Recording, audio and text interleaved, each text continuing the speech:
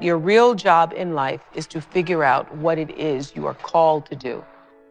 And you use a job until you can figure out what the calling is. Because a job is necessary to survive, and you live in a world where so in my early days, I had a job. I had a job until I could figure out what it was really, what that gave my life its purpose and meaning. And I'd gotten demoted in my job in Baltimore as an anchorwoman because as they hired me, and then they decided I was the wrong color, and I was the wrong size, and I was the wrong, I had lots of problems, and they were trying to take me off the air. And they put me on a talk show one morning because they didn't know what to do with me. But I felt like this is what I'm supposed to do.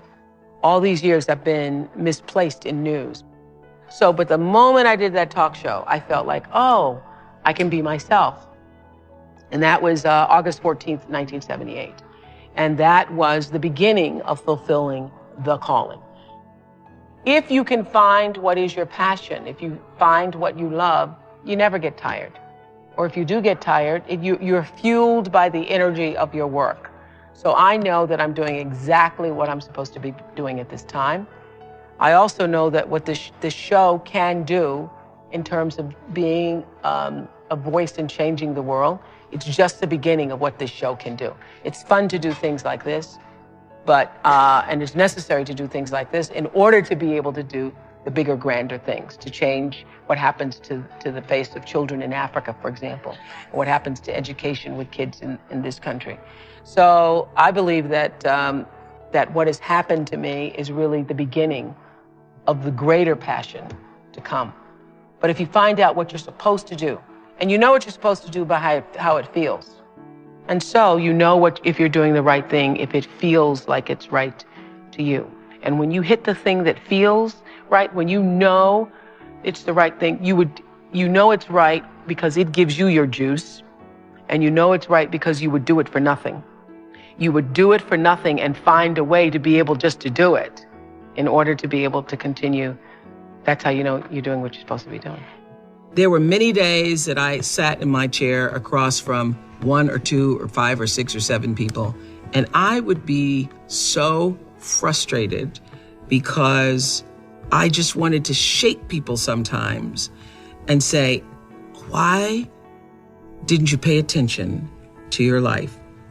I said on the show, probably the producers tell me that they counted 33 times, but I know I thought it at least 1,000 times. I would say listening to your life as it whispers to you first, so that it does not have to knock you upside the head with a brick or come crashing down on you as a brick wall, is one of the greatest principles of life, because there are many things that happen in life that are beyond our control. Natural disasters, death, unexplained events.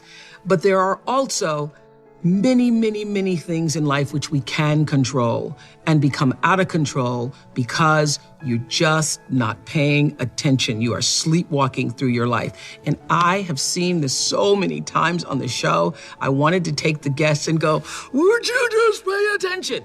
So this is what I've learned and how I've explained it to myself. Life whispers to you all the time. Your life is speaking to you. All around, from the time you wake up in the morning and every single experience that's coming into your personal space, into your physical space, all of those experiences are speaking to you. They're telling you something about your life and about your circumstances. It whispers, and if you don't get the whisper gets louder.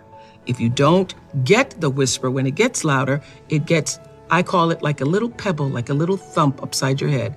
When I was a kid, if I was doing something my grandmother didn't like, she'd just turn around and thump me. She wouldn't even look at me. She'd just give me a thump, and I'd know that's my cue to stop it, or we're gonna get worse. The whisper is the message. The pebble or the thump upside the head, usually it's gone into a problem. You don't pay attention to the problem becomes a brick upside your head. The brick upside your head is a crisis. You don't pay attention to the brick upside your head. The crisis turns into a disaster, and the whole house brick wall comes falling down. Many of you, as I have been, as I am, are where you are in your life based upon what you believe. And it's not just what you think you believe on the surface, it's also your shadow beliefs that are holding you back from moving into the life that you believe you deserve.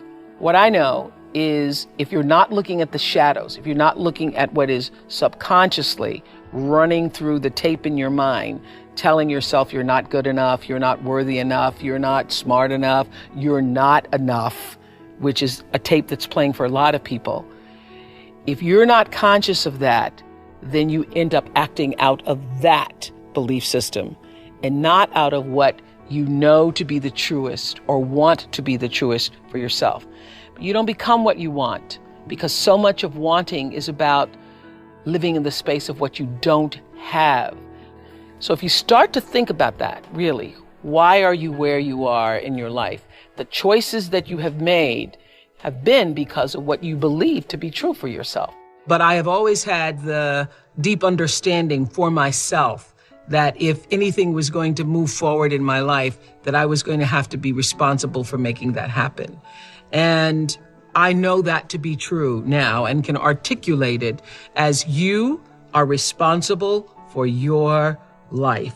And if you're sitting around waiting on somebody to save you, to fix you, to even help you, you are wasting your time, because only you have the power to take responsibility to move your life forward. And the sooner you get that, the sooner your life gets into gear. This is what I know from doing 25 years and thousands of interviews on the Oprah Show. It does not matter where you come from. I have seen people come out of the desert, walk across the desert, being born in the most dire of circumstances. Doesn't matter what your mama did, whether she did or had a PhD or no D. What matters is now, this moment, and your willingness to see this moment for what it is, accept it, forgive the past, take responsibility, and move forward.